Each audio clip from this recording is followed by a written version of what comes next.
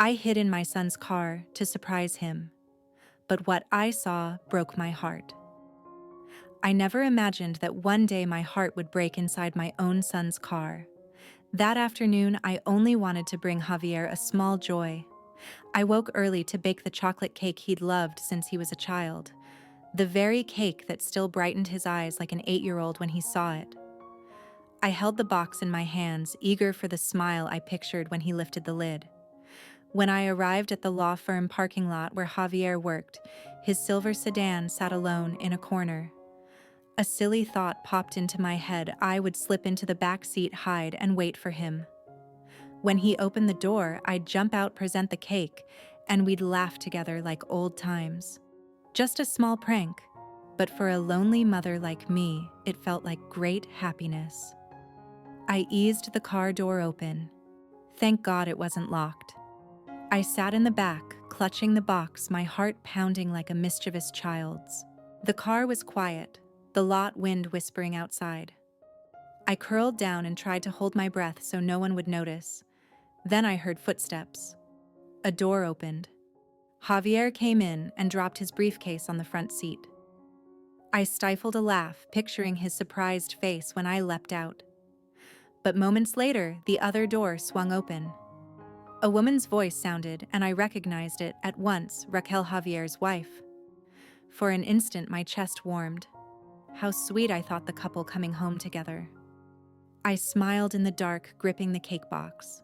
But within seconds, everything fell apart. Are you sure no one will suspect? Raquel whispered in a cold voice I had never heard from her before. I froze. My heart hammered and my palms went icy. Raquel, we've gone over this 1,000 times. The plan is perfect. She'll have an accident.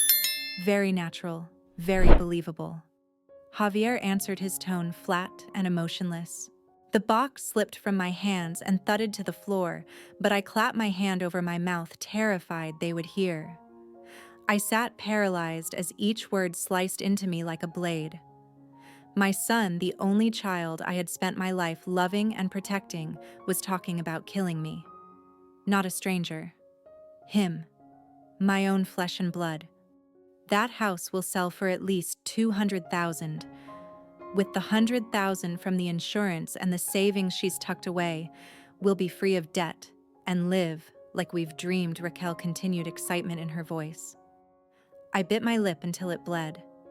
That shabby house they called an asset, every wall, every stair, had been the backdrop to my sleepless nights when Javier was sick, the place where I made simple meals filled with love. To them, it was only numbers. I heard Javier chuckle softly. After the funeral, we'll move to the new neighborhood. No one will suspect. She's old, falling down the stairs is perfectly plausible. Those words tore my heart to pieces. Tears streamed down my face, but I dared not breathe deeply. In the dark, there was only one horrific truth: the child I'd raised with blood and tears now saw his mother's death as a stepping stone to a better life. I stayed there motionless until they left. When the car door slammed shut, I still hadn't recovered. 10 minutes later, I crawled out of my hiding place, my legs shaking as if they might give out. I stumbled back to my own old car, collapsed into the seat, buried my face in my hands, and sobbed. In that moment, the trusting mother I had been died.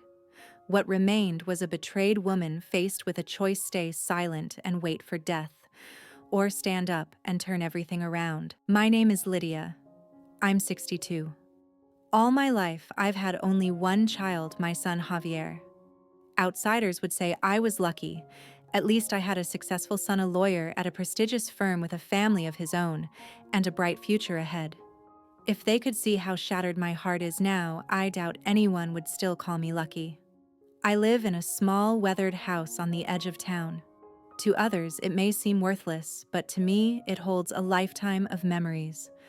I remember every crack in the plaster, every stain on the ceiling, every stair I stumbled on those frantic nights carrying my feverish child. In that cramped kitchen, I cooked thousands of simple meals: chicken soup, plain rice, stewed beans, and as long as Javier ate, my heart was at peace. I never considered myself special. My life was work sacrifice and love. I was born into poverty and went to work right after finishing secondary school. Then I met Robert, my husband, a strong, gentle construction worker who loved his wife and child. We didn't have much money, but we had love and laughter. When Javier was born, I felt my life was complete. But fate is unkind. A construction accident took Robert when Javier was only 8. I remember sitting on the hospital floor clutching my head and crying until I fainted. I thought I might die too. How could a frail woman without steady work raise a child alone? But when I saw the terror in Javier's eyes, I knew I could not give in. I had to live. I had to be strong and be both mother and father for him. From then on, my life had a single purpose. Javier. I woke at 5 to make him breakfast, took him to school, then went out to work. My jobs weren't glamorous cleaning offices, mopping floors, scrubbing bathrooms, hauling trash. At night, while other families were warm at home, I quietly worked at the veterinary clinic cleaning cages, washing instruments. On weekends, I baked sweets, empanadas, tamales to sell at the market. My hands cracked, my back ached, but I never complained. Every drop of sweat brought Javier one step closer to a brighter future. I even sold my wedding ring, the last keepsake of Robert, to buy Javier a computer for his studies. When I gave it to him, he hugged me joyful, unaware that I had let go of the only thing that reminded me of my husband. I did not regret it. I thought if my son had a chance, every sacrifice was worth it. Javier grew up bright and hardworking, praised by his teachers.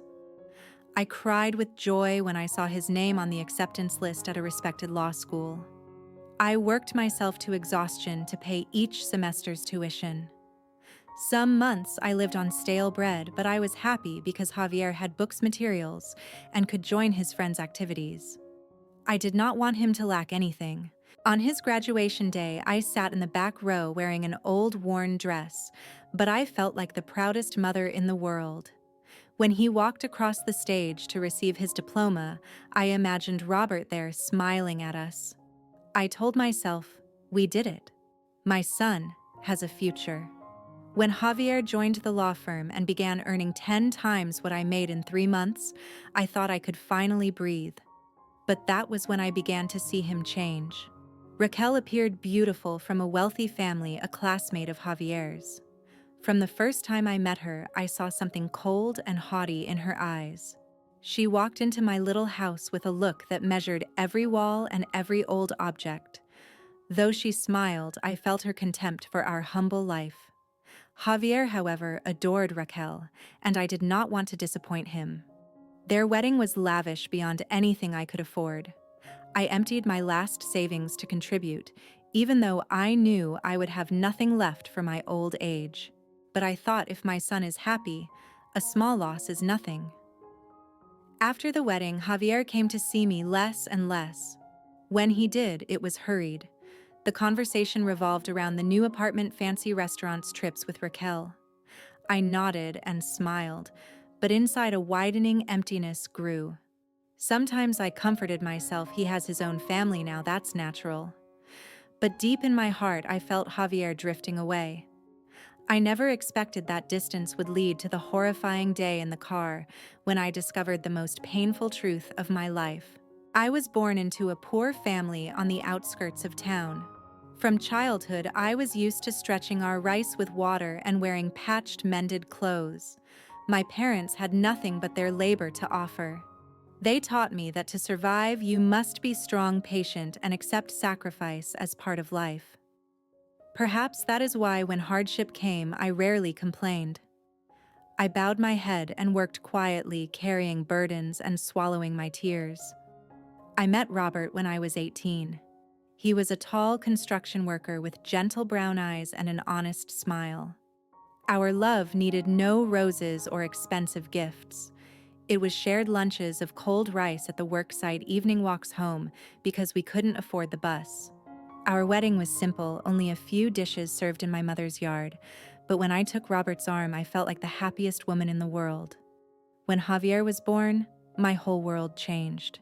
I held that tiny red baby in my arms, my eyes full of tears, and I whispered to Robert, "No matter what, I will give our child a good life. In those first years, we truly tried." Robert worked day and night at the site while I took sewing jobs and washed dishes for others. Life was poor, but full of laughter. Then one fateful morning, Robert did not come home. A workplace accident took his life. I remember the doctor stepping out, shaking his head. I collapsed right there. Javier was only 8, trembling beside me, too young to understand. I wanted to die with him, but my child's frightened gaze snapped me awake. I knew then I had to live for both of us. From that day on, my life became a relentless struggle. I worked as a cleaner from dawn until night, mopping floors, scrubbing toilets, hauling buckets until my shoulders ached. At night, I took shifts at the veterinary clinic, cleaning and feeding animals. On weekends, I rose at 3 in the morning to bake sweets, tamales, and empanadas to sell at the market. I grew thin, my skin darkened from the sun, my hair fell from exhaustion. But I would not allow myself to stop. Every jong I earned, I tucked into a tin box hidden under the bed. That was Javier's study fund. I lived so frugally, I did not buy myself a single new dress for over 10 years. Yet Javier always had what he needed: books, shoes, warm clothes. I wanted him never to feel disadvantaged. I remember once when Javier needed a computer for school projects. It cost 3 months of my wages. I stared at Robert's wedding ring all night, and the next morning took it to the pawn shop. The day I gave Javier the computer, he hugged me with joy. When I returned to our room, I wept like rain. I had lost the last memento of my husband, but I believed Robert somewhere would be proud of my sacrifice. Javier's university years were the hardest for me. Tuition was so high that I took on another job cleaning offices at night. There were days I worked 14 hours straight, feet, swollen back, aching so badly I could not straighten. Some months I lived on dry bread and water, yet I still sent Javier money for living expenses, books, and to join his friends' activities. I did not want him to feel different or ashamed among wealthier classmates. Once I found Javier sitting in his room, eyes bright, telling me about his dream of becoming a lawyer and arguing in court. I listened quietly, happy that he had a dream, afraid of how I would raise the enormous sums needed for the long road ahead. But I still nodded, still smiled, and promised, "You study. Leave the rest to me." I hid so much hardship. Many nights I came home with trembling legs and fingers raw from chemicals, but I would not let Javier see. I would say, "I'm fine. I'm well." In truth, I was not well, but I preferred to bear it than to worry my son. Javier graduated. I sat in the back row wearing a worn dress, watching my son in his graduation gown as tears streamed down my face. I imagined Robert somewhere smiling at us. I thought finally it was all worth it. Javier began working. His first salary was 3 times what I earned in a month. I breathed easier.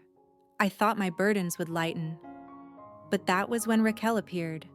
Raquel, a beautiful girl from a wealthy family.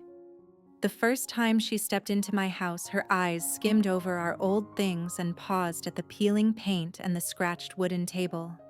She smiled, but I felt it as contempt. From that day, I began to sense our worlds drifting apart. Their wedding was lavish. I emptied my last savings to contribute. At the reception, I heard guests whisper, "The groom's mother looks so provincial, surely she's spent her life as a domestic worker." I pretended not to hear and kept my eyes on Javier, hoping he would be happy. But after the wedding, my son came to visit less and less. When he did, he only spoke of fancy dinners, new apartments, plans to buy a $500,000 house. I listened and felt my heart tighten. I thought, perhaps he has changed. Perhaps I have lost my son. And I was right. Because on that day in the car, when I overheard their conversation, I realized I had not only lost my son, I had lost the one belief I had clung to for 35 years. After that fateful afternoon, my heart no longer beat the same. Each pulse felt like a knife slicing into my flesh. I sat in my old car, hands trembling as I gripped the steering wheel, tears spilling without end. I could scarcely believe my ears yet. The words rang out clear as day. She'll have an accident. Very natural, very believable. My son, the child who once burrowed into my arms at the sound of thunder, who held my hand whenever the dark frightened him, now sat with his wife plotting to kill his mother. All for money. I returned home like a shell of a person. The familiar little house suddenly felt cold and empty. I climbed the wooden stairs. Each step creaked, and for the first time, those creaks sounded terrifying. Had they already started to see these stairs as a trap? In their eyes, was this no longer a home, but merely the scene of an accident? I sank into the kitchen chair. The wooden table where I'd once helped my son with his homework now felt like a mute witness. I looked around, and every familiar object turned into evidence of my own family's conspiracy. My tears ran dry and left a lump of grief lodged in my throat. I remembered everything the nights I stayed up tending Javier's fevers, his 15th birthday, when I cut the cake into tiny pieces so every friend would have a share, the day I clasped his hand at the university gates full of hope. All those sacrifices now reduced to a few cold figures in Raquel's mouth. 200,000 from the house, 100,000 insurance payout, 50,000 in savings. I felt robbed not only of motherhood but of dignity. I was no longer mother in their eyes. I was a body waiting to fall so they could collect the estate. But the tragedy did not stop there. A few days later, Javier and Raquel came to visit. The moment I opened the door, I saw them surveying the house with strange looks. Raquel feigned concern. "Lydia, these stairs are dangerous. You live alone? What if you trip and fall?" Javier added. "Have you thought about selling the house and moving to a one-level apartment for safety?" My whole body trembled. I understood this was not care. It was the opening act of their plot. I forced a smile, trying to hide the panic.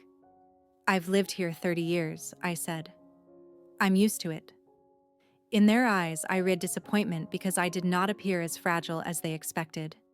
That night, I could not sleep. I lay staring at the ceiling, listening to the clock tick, each beat like a countdown to my death.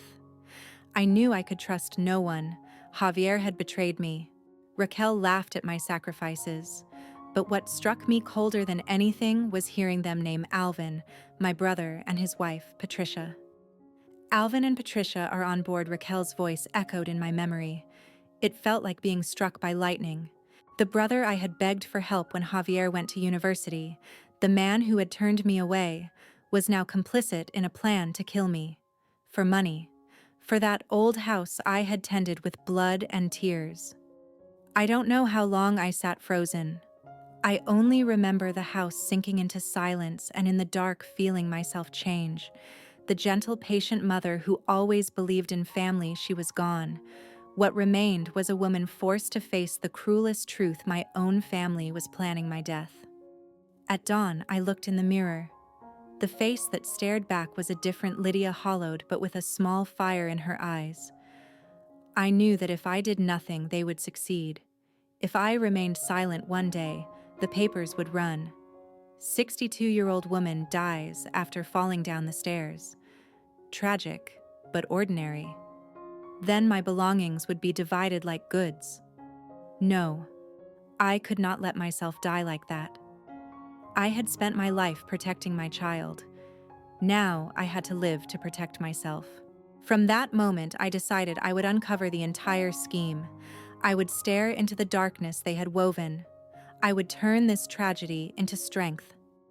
I began to watch, to listen, to remember. I became a shadow in my own family. Every word Javier spoke, every gesture from Raquel, every look from Alvin, I carved into my memory.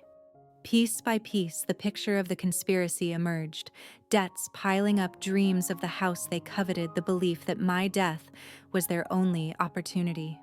That night, I lit a candle before Robert's photograph. I looked at my husband's gentle face and whispered, "My love, they want to kill me, but I will not let them succeed. I will fight, and I will win for you, and for the self I lost all those years." From then on, I entered the hardest battle of my life, the fight against my own blood. Since the day I learned the truth, I no longer looked at the world with the same eyes. Every word, every gesture of Javier and Raquel became evidence engraved in my mind. I began to notice the smallest details, and the more I observed, the more I realized how terrifyingly well prepared their scheme was. One afternoon, Javier called me. His voice was unusually sweet. "Mom, this weekend we want to take you to the Italian restaurant you love. It's been so long since the whole family ate together." I froze. That restaurant, we had only gone there once more than a year ago. I never even liked it, the prices were outrageous and the food didn't suit my taste. But today, Javier brought it up again. I understood this was no casual invitation. This was the next step in the script they had written. That evening, I wore the green dress, the very one Raquel had suggested I put on. I looked at myself in the mirror, forcing a smile, though my heart trembled. I stepped into that dinner like an actress walking onto a stage, fully aware that the scenery around me had been built to lead to my death. The Italian restaurant was elegant, dimly lit with golden lights. I sat across from Javier and Raquel, a heavy weight pressing in my chest. Raquel leaned forward, her voice dripping with sweetness. "Mother, may I order for you? Tonight you must eat well. Let's call it a celebration." I gave a faint smile, a celebration of what my dear Raquel glanced at Javier before replying, "A celebration that we are still together." Her words stabbed at my heart. I forced myself to stay calm, lifting my glass of water. Javier chimed in, trying to sound casual. "Mom, how have you been feeling lately? Do you get dizzy when climbing the stairs? I truly worry about you." Feigning innocence, I answered, "Oh, I'm fine. I've walked those stairs for 30 years. Nothing has ever happened." Raquel tilted her head, her tone sweet but sharp. "Accidents can happen at any time, Mother. I think you should consider selling that old house and moving into a small apartment. Safe, convenient." I set my glass down and looked her straight in the eye. "That house is not just bricks and wood, Raquel. It is where my husband died, where my son grew up. One can abandon everything else, but not memories." Raquel hesitated, then put on a fake smile. "I understand memories are precious indeed, but you must think of reality too. What if one day you fall?" Javier cut in with a professional tone. "Actually, Mother, do you have a will already? If not, I think you should redo it. Laws change a lot. I could help you make sure everything is legal and clear." My chest tightened, but I forced a sigh. "I already made my will. Everything will go to you." Javier's eyes gleamed, the corner of his lips curling slightly. Under the table, Raquel squeezed his hand. I saw it all, and the pain twisted deep inside me. That night back home, I sat alone in the living room. The yellow lamp cast shadows over my tired face in the mirror. I whispered to myself, "Lydia, they think you are easily manipulated, but you will show them. You are far stronger than they believe." From that day on, I began to investigate. I followed Javier and Raquel silently like a shadow. I discovered that their luxurious lifestyle was far beyond their real income. Javier's monthly salary was $6,000, yet they rented an apartment for $3,000, dined at fancy restaurants constantly, and Raquel bought luxury handbags worth thousands. They couldn't possibly survive unless they were in debt. And I was right. They were drowning in debt. One morning, I overheard Javier arguing on the phone. "I told you I'll pay next week. Your interest rates are outrageous. Give me more time." I held my breath, my heart aching. They owed more than $50,000 with interest piling on. And to escape it, they chose the most horrific path, killing me for money. But what about Alvin and Patricia? I still didn't understand why they were involved. Until one day while cleaning at Patricia's office, I overheard her voice on the phone. Alvin's been out of work for 3 months. We're about to lose the house. Lydia has clung to her money all her life and never helped us. It's time the family took back what's rightfully ours. I froze. So it was Alvin the instigator, my own brother. Instead of asking me for help, he chose to kill me. And Patricia, with her bitter tone, even called me the stingy old hag. Holding the broom in my hand, I felt as if I were holding a knife plunged into my heart. That evening, I went straight to Alvin's house. When he opened the door, surprise flashed in his eyes before he quickly masked it. Looking into his face, I asked, "Is it true you lost your job?" He flushed. Patricia turned off the TV and smiled slyly. "Lydia, how did you know I bit my lip? If you were struggling, why didn't you tell me? Why choose this way?" Alvin averted his gaze, then said coldly, "Because you only ever cared about your son. What about this family? What about us?" Blood rushed to my face.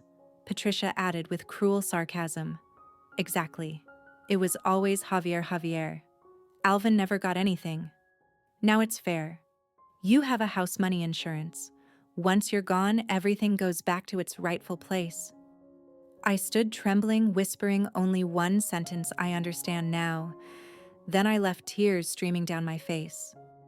I knew I had no family anymore. In the days that followed, I continued to note down every detail. I saw Javier secretly calling the insurance company confirming the payout of $100,000. I overheard Raquel whispering to Patricia at a cafe, "The sooner we do this, the better. The longer we wait, the worse the debt gets." I caught Alvin rummaging through my old papers at home, surely searching for bank accounts. They had no idea that I had already begun to fight back.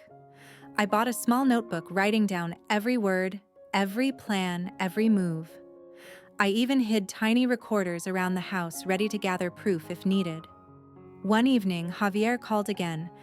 "Mom, I just wanted to ask, have you made your will yet? If not, I could help you." Swallowing my tears, I replied softly, "Don't worry, son. I've already left everything to you." I heard him breathe a sigh of relief on the other end, and I understood their plan was entering its final stage. That night, I curled up in the darkness. But in my mind, a fierce thought burned bright. If they wanted me dead, then I would die. But it would be a false death, one that would unmask them all. I sat silently in the dark kitchen, the only sound the ticking of the wall clock.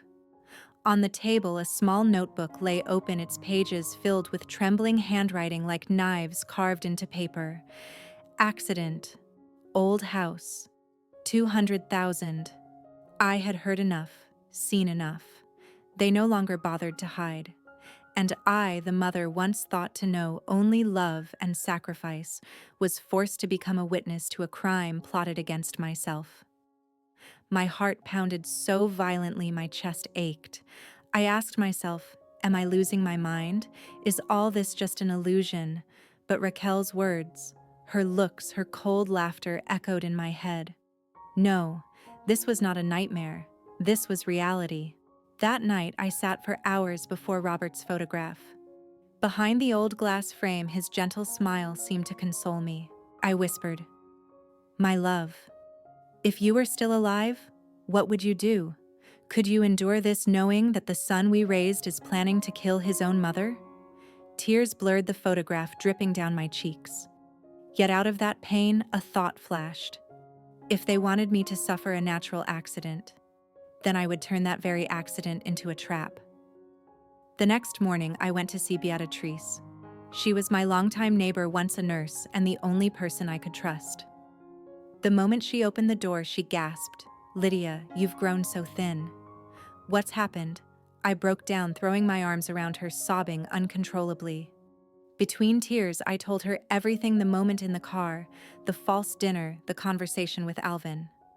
Beatrice was silent, only holding my hand tightly. When I finished, her voice came out low and fierce. My God, demons disguised as family. But Lydia, you cannot sit and wait for them to strike. You must fight back. I trembled. Fight back how I'm just a 62-year-old woman. They are many with money and schemes. Beatrice's eyes blazed as she said, "You are not alone. You have me. We will hold up a mirror, and when they look into it, their true faces will be revealed." For the first time, a glimmer of light pierced my darkness. I was no longer alone. The following days, we planned constantly. Not dangerous details, but ways to expose their plot to the world. I would pretend to be weak to make them believe I was close to leaving. I would continue recording, gathering every shred of proof. And when the time came, I would show everyone who they really were. At night, I wrote plans as though completing schoolwork. The pages grew thick, my handwriting steadier, for my hand no longer shook as much. Whenever I faltered, I remembered Raquel's casual voice. 200,000 from the house plus 100,000 insurance. And I pressed my pen harder. The next step, I began acting. When Javier and Raquel came to visit, I pretended my hands shook as I poured tea, spilling water across the table. Raquel rushed to fetch a napkin, though her eyes gleamed with barely concealed joy. "Mother, your health isn't what it used to be. We truly worry about you," she cooed sweetly. I smiled weakly, feigning embarrassment. "Yes, perhaps I'm just getting old. The stairs have been tiring lately." Javier glanced at Raquel and gave a slight nod.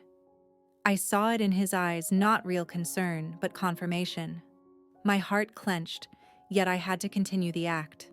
A few days later, I forgot to turn off the stove, filling the kitchen with smoke. When they arrived, Raquel gasped, scolding in mock alarm. "Mother, you can't live alone anymore. It's far too dangerous." Javier chimed in. "I think you should consider selling the house, or at least updating your will, just in case." I stifled my tears, forcing a weak smile. "Whatever you wish, my son. I trust you." They exchanged glances, faint smiles tugging at their lips. Pain pierced my bones, but I knew I was drawing them further into my trap. At night, I spent hours speaking with Beatrice. We sat over a pot of tea as she listened to all my fears. "I'm so afraid," I admitted. "Afraid one day I will fall for real without anyone pushing." Beatrice clasped my hand firmly. "You must not think that way.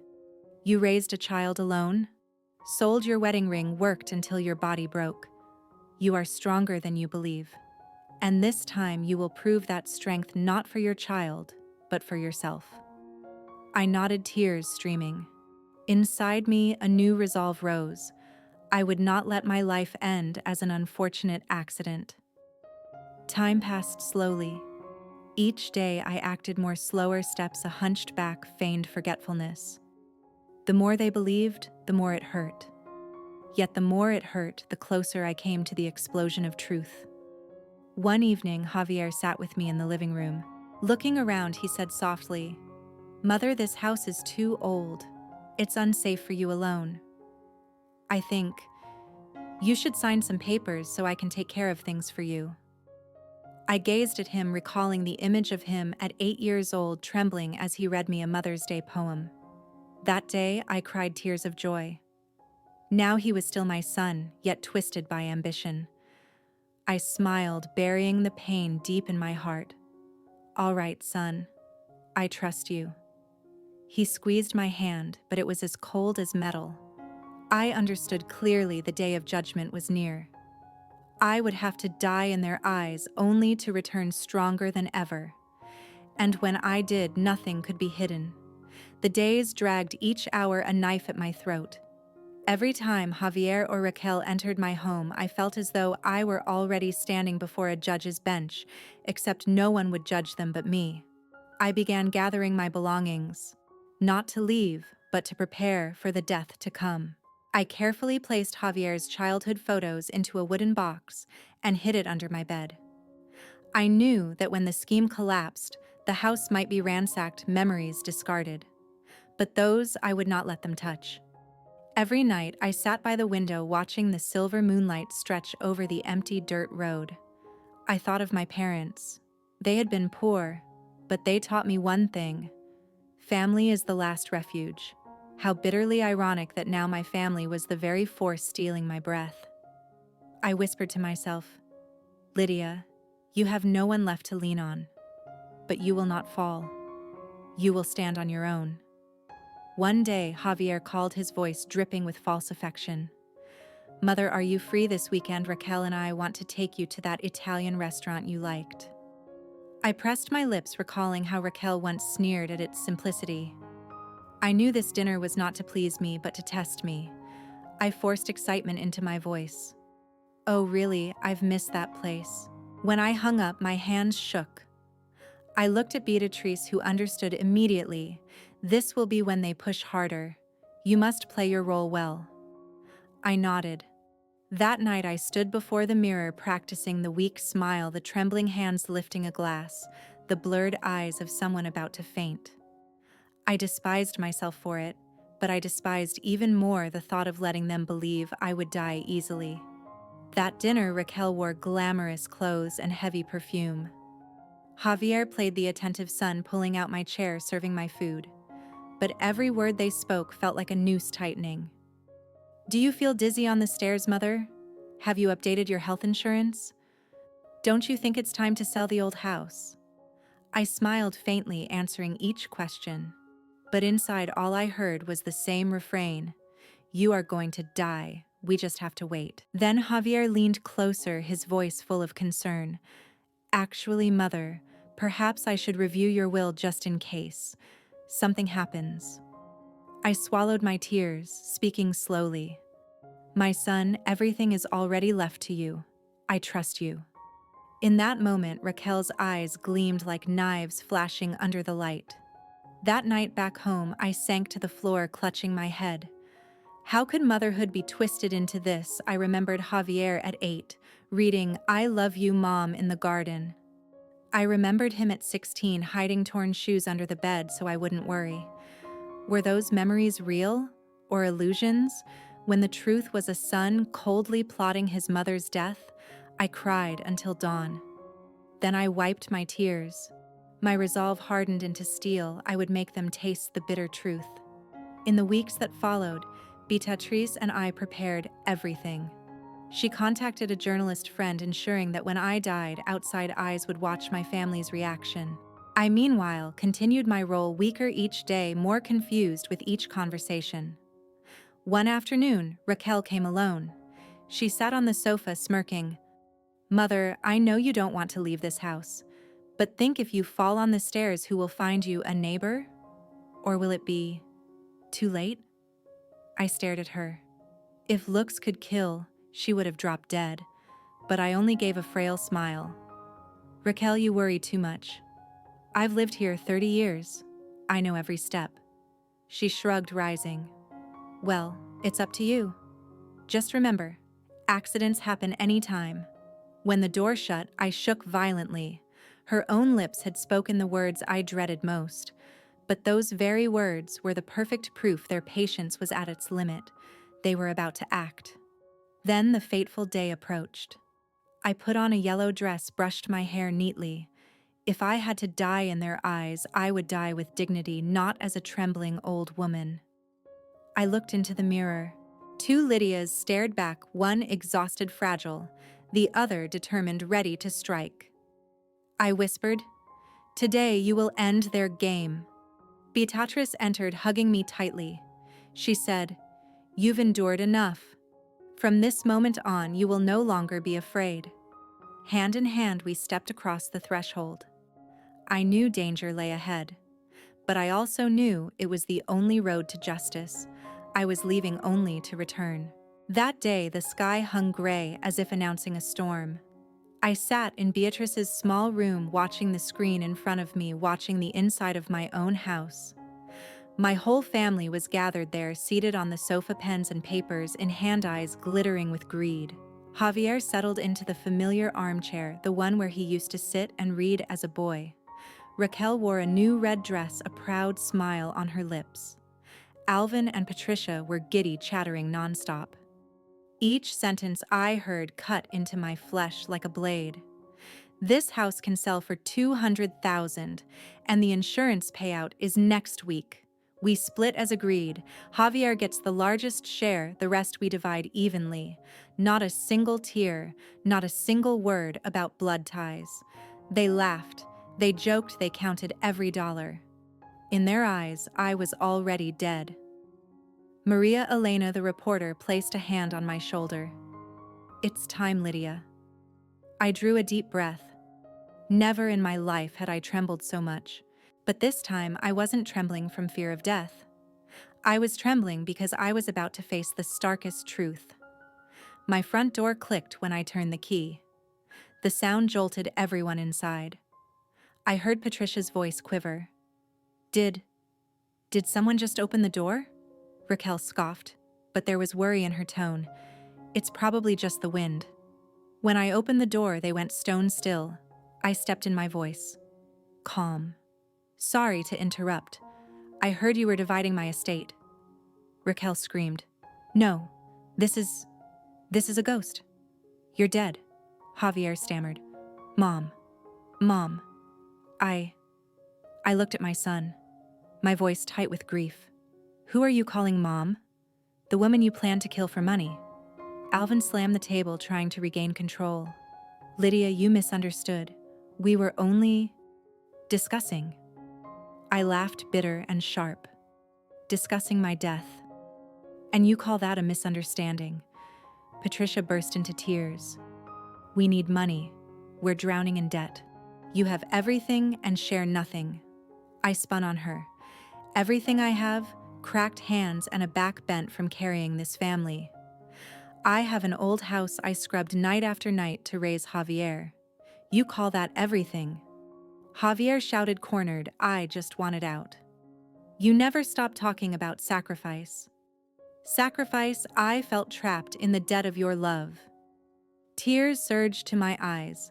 "What debt, Javier? I never asked you to repay me. I hid every hardship so you could hold your head high. And in return, you planned to kill your mother." The cameras caught it all. The police stepped in. The cold clink of handcuffs sliced through every excuse.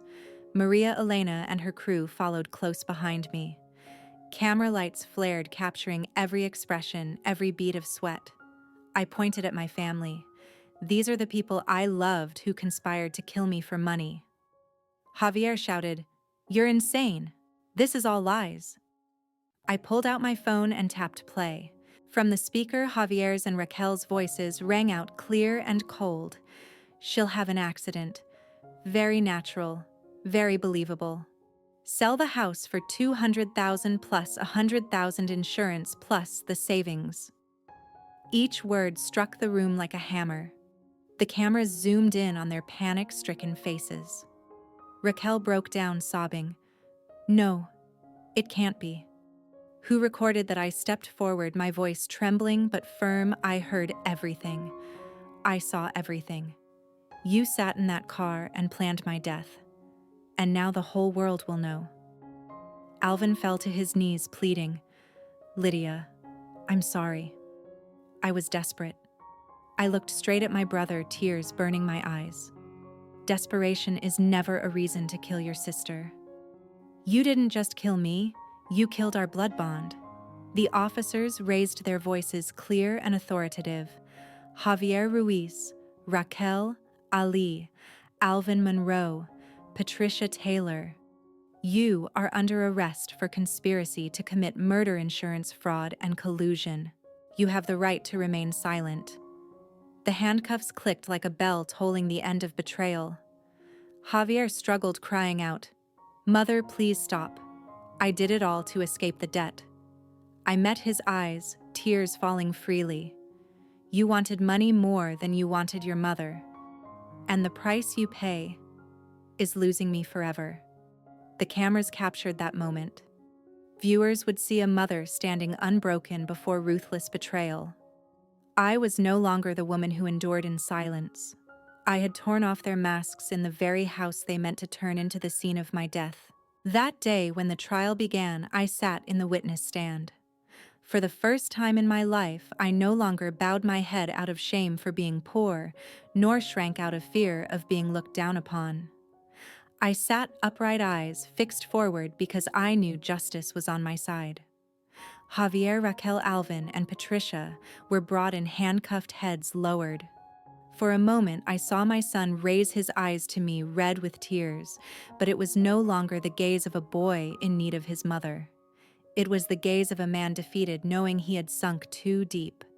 The prosecutor presented the evidence, the recordings, the videos from the cameras in my home, my detailed notebook where I wrote down every time they mentioned accident will insurance.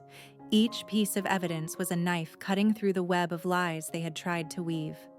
The defense lawyer spoke loudly. My client acted under psychological pressure from his mother's control. Lydia used sacrifice as a chain of guilt. Javier acted in despair. I clenched my fists and rose. 14 hours a day I worked so my son could study. I sold my wedding ring, gave up my youth. I hid my tears so he would never see them. Is that a chain? If that is a crime, then its name is mother's love. The courtroom fell silent. I looked at Javier, voice trembling but firm. You say you were desperate. Desperate to live richer while your mother ate stale bread for a week. Desperate for a bigger house while I bent my back so you could graduate as a lawyer. You call that despair. In that moment, I remembered little Javier hugging his teddy bear as he fell asleep in my arms. I remembered the time he proudly ran home with a perfect score, his eyes shining. That child was still somewhere inside, swallowed whole by greed. Tears streamed down my face, but my voice grew stronger. My son died in that car the day I overheard the plan.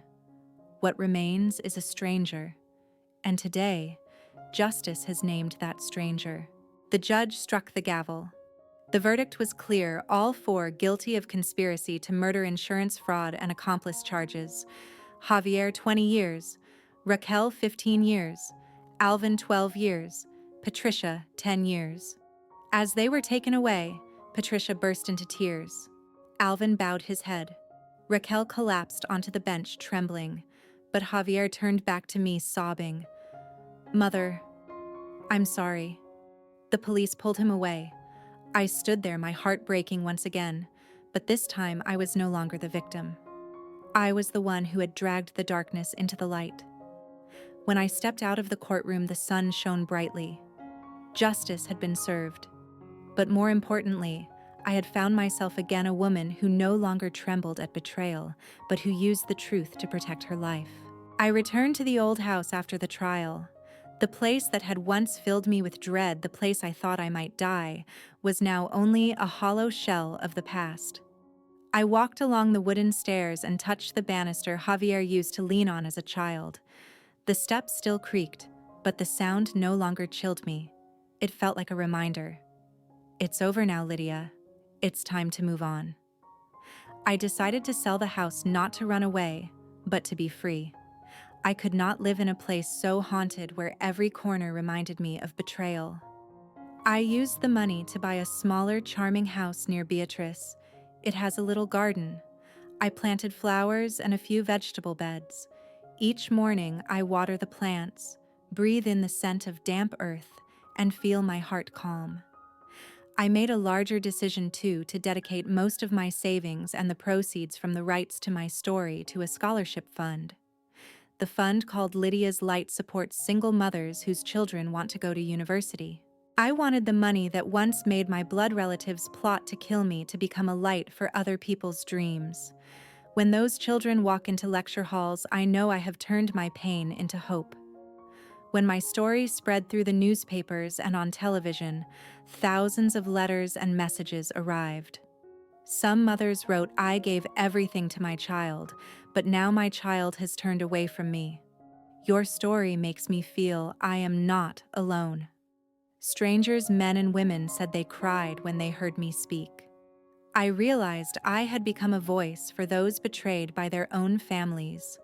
Among the people I met afterward was Gabrielle, a 58-year-old woman whose daughter abandoned her in a care home after taking all her savings. We first met at a scholarship fund event. As we talked, we cried and embraced like sisters who had lost and then found each other. Gabrielle became the new family I never had, the sister I'd never known. We cook together, walk together, share our wounds. I learned this truth. True family is not always blood. It's those who choose to stay and love you unconditionally. Sometimes at night, I still think of Javier. I remember his face as a child, his eyes lighting up when I praised him. I remember his bright laugh when Robert tossed him high in the air. And then I remember his cold look in the car that day when he spoke about a natural accident. Those two opposing images make my heart ache. One day, I received a letter from the prison. Javier had written it. In 4 pages, he apologized, described his therapy sessions, and wrote about the remorse that weighs on him each night. He confessed that greed and pressure had swept him away. He had forgotten his mother's love. The letter closed with, "I don't expect you to forgive me, Mom, but I hope that one day you will remember the child I used to be, not the traitor I became." I read the letter over and over. Tears fell, not of hatred. I did not reply immediately. I know forgiveness is a long journey. Sometimes a lifetime is not enough. But I did not want my heart to be heavy forever. I wrote a short note. "I accept your apology. Forgiveness is not yet possible, but I hope you find your true self again. Only you can decide whether the child you once were will live again." After I sent it, I felt lighter. I no longer chained myself to pain. I chose to step forward and live in the present. Now every morning when I wake, I open the door and look out at the sunlit garden. I hear birdsong and leaves rustling. I feel truly reborn, not by magic, but by a strength that grew from betrayal and became resilience. If anyone is listening to my story, I want to say this. If you are betrayed by those you love, do not let it kill you. Stand up. Turn your pain into fuel. Family is not defined only by blood. It is defined by love, kindness, and genuine care. I, Lydia Monroe, died once in that car. But because that death was a lie, I have truly been reborn. I am no longer the trembling woman dependent on family ties. I am free, strong, and happy. And if there is one final message I wish to leave, it is this. Do not be afraid to begin again, even at 62. Do not fear losing those who betrayed you. Find your real family among hearts that truly love. In the end, it is not blood, but human goodness that makes life worth living. Perhaps many people wonder after all of this, what did I learn?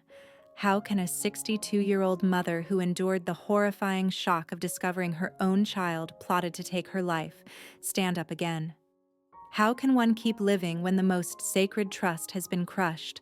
I will tell you slowly, as if we were sitting by the fire. The lessons I learned did not come from a single wondrous moment, but from countless sleepless nights, from small memories, from the tears that fell on my pillow when no one saw. Childhood memories and the warning signs I missed. After the trial, I spent many days alone thinking back on Javier's childhood. When he was small, he used to ask Mama, "Why don't we have a big house like A's family? Why don't you buy a new car?" Each time I would smile and pat his head. "Because I choose to save for your schooling, my son." He would nod, his eyes bright, and only later did I recognize that even as a child, a seed of discontent had already been planted. I remember when he was 14, and I couldn't afford the sneakers he wanted. He sulked and refused to eat that evening. I comforted him until he calmed. At the time, I thought it was adolescent impulse. Looking back, that was the first seed of dissatisfaction, comparison, and longing for more than what we had. But I was a mother, and who doesn't want to believe the best about their child? I let those little signs pass, telling myself he will understand. Sadly, some children grow not to understand, but to demand more. I was wrong to think my unconditional love alone would be enough to fill greed. The price of blind sacrifice.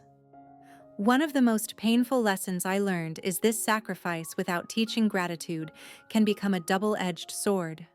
I gave Javier everything, but I failed to teach him that nothing is simply given. I forgot to show him that every tuition payment, every meal, every small thing he received was paid for with a mother's blood and sweat. I hid the burden so he wouldn't worry. I thought I was protecting him, but in fact, I robbed him of the chance to learn the value of work and appreciation. If time could turn back, I would show him my calloused hands and the torn shoes I wore for years. I would take him to the market to sell pastries beside me, so he would see how every jong is earned. Life does not grant ifs. All I can do now is pass this lesson on to others. Do not sacrifice in silence. Teach your children the price of love. Blood is not always family. When Alvin and Patricia betrayed me, I felt as if I would die from the pain. My brother and sister-in-law, people who once ate at my table and promised we're family in hard times, treated my death as a way to pay those debts. But when I left the courtroom, I learned another truth. Family is not always defined by blood. True family is those who stand by you when you fall, those who see you at your weakest and do not turn away.